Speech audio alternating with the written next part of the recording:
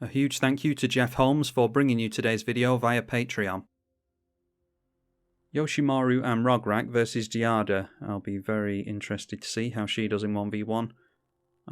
Yeah, we've got equipment matters stuff there, so we'll certainly keep Wayfarer's Bauble from our opponent on turn 1.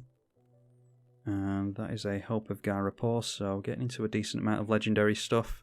Play out the Yoshimaru, and I don't think it particularly matters if we get Rograkh out now, so just pass the turn here. Giada, Font of Hope into play. So if we go Stoneforge Mystic here, we can quickly equip whatever we like next turn by activating her with a Sagada's Aid in play. So let's drop the Rograkh. That buffs the Yoshimaru, of course. Play the Inventor's Fair as well so that we can swing in this turn. And then it's Stoneforge Mystic, and we'll search up a troublesome permanent here, I think. Protection from white's probably going to be a good idea, isn't it? So we'll go for the Sword of Truth and Justice. Hopefully our opponent doesn't scoop, seeing us reveal that. Wayfarer's Bauble being cracked. They obviously want to make as much mana as possible in an Angel deck. 5 cards in hand. And they play themselves a land tax, so should be able to make landfall pretty consistently, although they are 1 land ahead of us thanks to the Wayfarer's Bauble. We take 2 commander damage, and that is likely our turn now. We need a couple of white sources, so drop a Plains. And then it is Sagada's Aid, so whenever an equipment comes into play, we can equip it for free. And then activating the Stoneforge Mystic will bring the sword into play, like we said. And I'll go for the Yoshimaru. So now we can swing in with Yoshimaru, and we'll put a plus counter on the Rograkh, and we can start proliferating. So we can actually make both commanders a threat. So now Yoshimaru at a 6-6 with pro white and blue. Rograkh is a 2-3 with the keywords. Giada swinging in at us as a 3-3 Vigilance Lifelinker, now that Lyra Dawnbringer is in play. Okay, Mox Opal. We are not at Mox Opal yet. We can buff the Yoshimaru with it though. Might as well drop the Kairi Zev. I don't think they're going to be wiping the board after dropping the Lyra, so that is a buff for the Legendary entering. Do the same for the Mox Opal, because I think I'll go for the Hope of Garapor now as well, because that'll be a decent chump blocker for us. So we are now officially empty-handed. Time to swing in for some more commander damage. Adding a plus counter to Yoshimaru this time, and then proliferating both of them. So they're at 17 points of commander. They're at real risk of going down to Yoshimaru next turn. They'll have to do something about the artifact. A Solemn Simulacrum will protect them from the sword, because that is neither blue nor white, so they will be able to block. Swinging in with both things, yeah, the lifelink might matter if we can't get commander damage on them. We gain a life from Inventor's Fair, and I think we can sack this at any point, can't we? Noteworthy that Inventor's Fair is online here, so yeah, seeing as how we're just getting into lands, might go for a tutor with this, ready for the Stoneforge Mystic. So let's swing in with our flyer, and the 2 commanders here, I think. Solemn has to block the Yoshimaru, the Giada is blocking the flyer. Of course, because it attacked last turn, I just assumed it was tapped. I actually went into autopilot there, so yeah, losing out on the Garapor. They draw a card with the Solemn. I was hoping to sacrifice this so that they can't wipe the board next turn, but that's my error. Got them 1 card deeper, so they may well get into the board wipe. A Chroma, Vision of Ixodor, and a Chroma going on the stack is going to buff their stuff, so that is 9 damage here, and 6 from the commander. But we get them next turn unless there's something I'm not seeing here, because we do have the pro wipe, which has allowed us to be very aggressive. So I'm not going to bother with the Inventor's Fair stuff, we'll just swing in with our commander, get into a tutor for an equipment anyway. And we just turn Yoshimaru sideways, our opponent graciously takes it, and we get them on 28 commander damage. One more attempt at a decent game with Yoshimaru and Rograkh versus the Reality Chip, and starting with an inferior hand is a good way to get a decent game out of your opponent, because they feel as though they've got a shot of winning, but yeah, not going to keep that one. That's a little bit too terrible. This is much better. So shock the Sacred Foundry into play. Go for Yoshimaru into our commander again. Well, they're off to a flying start already. Mishra's Workshop usually gets some crazy things going on turn 1. Cloud Key. And they name They name Artifact with that, so they're already halfway to a combo. Sensei's Top, cost them nothing. And Arid Mesa... Now let's buff our commander, we'll go for the castle. And then I'll play Sword of the Animist in an attempt to get some ramp going. Because we're going to have to keep up with our opponent on mana potentially. So hit our opponent for 4 commander damage on turn 2. Even more Artifact ramp, that is Sapphire Medallion now. And followed by Phyrexian Metamorph, which cost them hardly anything.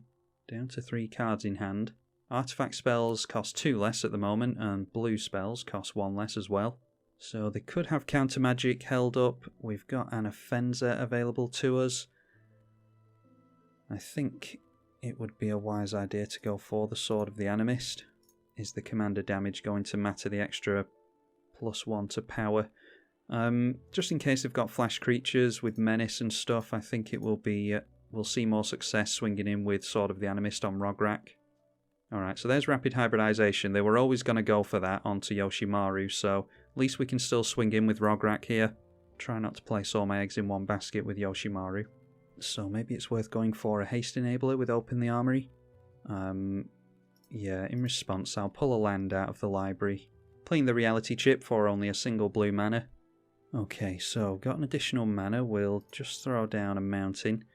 Let's play the Akiri here, and we can, try and get some card draw going. They're either bluffing or debating whether or not to counter us there, so they allow the Akiri in. Let's try and get through with the Rograkh. Pull a land out of the library first before we draw with Akiri. Just slightly improves our odds of not drawing into a land. But of course we draw into a land anyway. So we'll play ourselves and Open the Armory, see if they want to counter this. No, they allowed that through pretty quickly, so I think they've F6'd. Does Embercleave give a buff? Only +1/+1.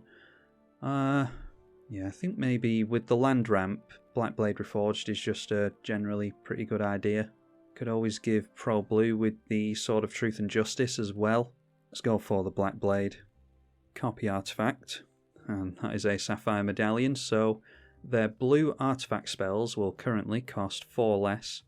Blue spells alone cost 2 less, artifacts cost 2 less. Still missing land drops though, so they're allowing us to go into the long game here. Now, do we get Yoshimaru into play again, start having that become a threat? If we do that, we can't play and equip the Blackblade Reforged, so it might be an idea to put that on Akiri now. Or put the Sword of the Animist on Akiri and Blackblade onto Rograkh. So play the Blackblade without Yoshimaru in play, unfortunately. Equip the Blackblade to Rograkh, put the Sword of the Animist on Akiri, and actually I'll put Sword of the Animist on the Frog Lizard because we don't want our opponent blowing up the Akiri and getting a decent 2-for-1 off us. So swing in with everything. They've only got a 0-4 in the way. Akiri on the stack, and hopefully Sword of the Animist will keep us from drawing a land. Okay, Red Elemental Blast might be relevant in a turn or two. They decide to chump block the Akiri. So that is 10 Rograkh commander damage. Okay, and the Menace not going to be as relevant now. They managed to get themselves into a Trophy Mage. And there's a Walking Atlas as well. And that searches them up, even more cost reduction on artifacts. Foundry Inspector. And they play the Foundry Inspector for free, I think it is. No, that cost them 1 mana to do that. Luckily for us, still missing lands, so they're not actually being able to spin the Sensei's Divining Top. There is a Mox Opal, so yeah, we'll have Metalcraft there. Drop a land, we'll finally get this Yoshimaru back into play. Play the Mox Opal to buff Yoshimaru. Play an Offenza to buff our Dog Commander. And then we'll get the Arcane Signet into play. We've still got 4 mana held up. The Sword of the Animist has been really good for us. We'll keep the sword on the Rograkh because they'll have to double block thanks to the Menace if they want to keep themselves away from commander damage. Rograkh's going to get up to 10 power here. Alright, it's a shame that we didn't draw into that sooner. Halvar. So blocking with the Walking Atlas and the Treasure Mage. Alright, and instead deciding to throw away the Foundry Inspector. Yeah, they're struggling on which blocks to make here, but finally deciding on those two. So what we could do, if these are the only blockers next turn, we could blow this up with the Red Elemental Blast. And yeah, get through for lethal next turn, most likely. So I'll just hold up the indestructible stuff for the Akiri. Speaking of which, we're probably best protecting Akiri with that indestructible thing, aren't we? Yeah, so this way we can protect both Akiri and the Rograkh. Alright, and they decide to scoop it up there. Yeah, the Rograkh and its trample, as well as menace, was totally relevant there, the trample in particular. We've got them at 17 points of commander. It's usually Yoshimaru that brings us home, but Rograkh with menace and trample, along with the Black Blade Reforged and land ramp, really did some work for us here. Hopefully you all enjoyed this revisit to these two commanders. A lot of you said that you wanted to see another gameplay with this deck, so hopefully you all enjoyed it. Be sure to consider donating on Patreon via the link in the description below if you do enjoy these videos. I'm tribalkai. Thank you for watching.